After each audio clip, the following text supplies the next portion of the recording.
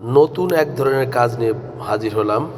প্রিয় বন্ধুরা, দেখেন আমি পাঞ্জাবিতে ডিজাইন করছি। পাঞ্জাবি শাড়ি এবং ব্যবহৃত যে পোশাকে অনেক সুন্দর সুন্দর ডিজাইন করা সম্ভব যদি নিজের মনের মতো করে সাজিয়ে নেওয়া যায়, তাহলে পোশাকগুলো অনেক সুন্দর হয় দেখতে। যাই হোক, যদি আপনারা নিজেরা পারেন, দেখে দেখে আমার এই ভিডিওটা নিজেদের পোশাক তৈরি করবেন। আর যদি কেউ না পারেন, তাহলে আমাদের কাছে নিয়ে আসলে আমরা করে দিতে পারবো। যার যে ধরনের কাজ প্রয়োজন আমরা করে দিতে পারবো।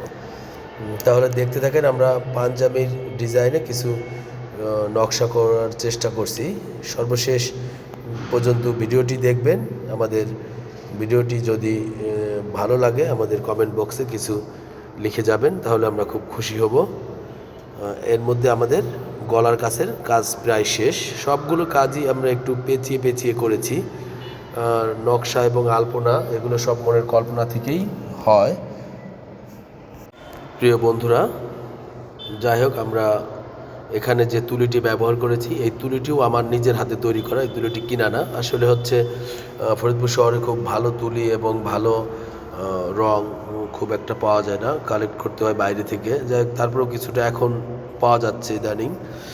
আর যেহেতু অভ্যাস ছিল আগে থেকে তুলি নিজের তৈরি করে কাজ করার, সেই ক্ষেত্রে এই তুলিটা কিন্তু সম্পূর্ণটাই নিজের হাতে তৈরি করা। সেই তৈরি করা তুলি দিয়ে কাজ করে দেখছি যে কেমন মজা।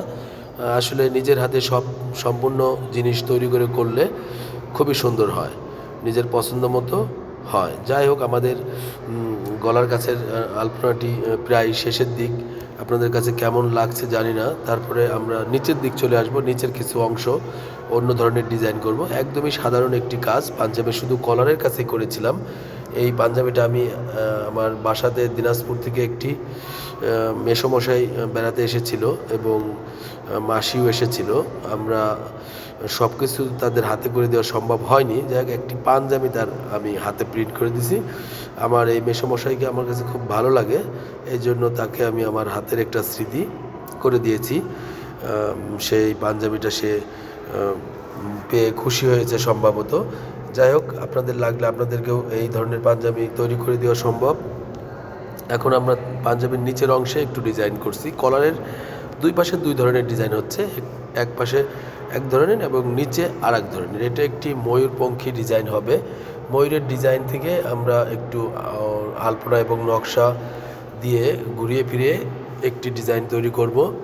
এই যে কাজটি, এটি দেখার মতো হলে আমাদেরকে বলবেন, আর কোথাও ত্রুটি থাকলে সেটাও বলবেন। আরও কি সংযোজন করলে আরও ভালো হতো সেটাও বলবেন।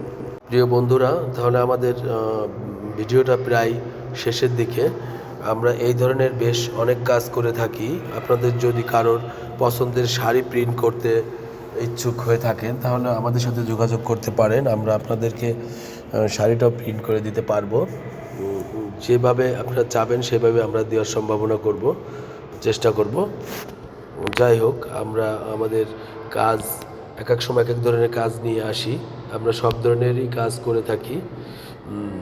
এখানে আমার ভিডিওতে বেশ অনেক ধরনের কাজের ভিডিও পোস্ট করা আছে, আমার আইডিতে ঢুকে হয়তো দেখে নিতে পারেন। এখানে আমাদের ময়ূরপঙ্খীর কাজ প্রায় শেষের দিক। আমরা উপরের ডিজাইনের সাথে একটু মিল রেখে কিছু ডিজাইন তৈরি করছি, যাতে দেখতে একই রকম হয়। বন্ধুরা, আমাদের আলপনার কাজ প্রায় শেষের দিক। আমরা লাল খয়েরি ফেব্রিক্স দিয়ে করেছি ক্রিম কালারের পাঞ্জাবিতে।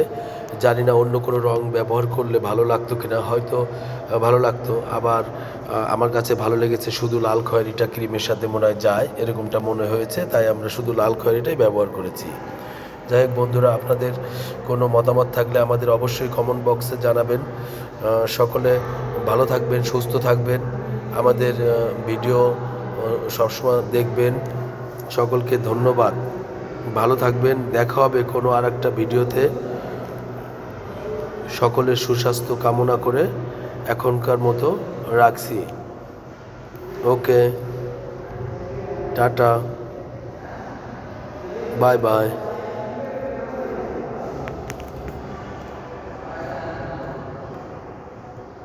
ধন্যবাদ সকলকে।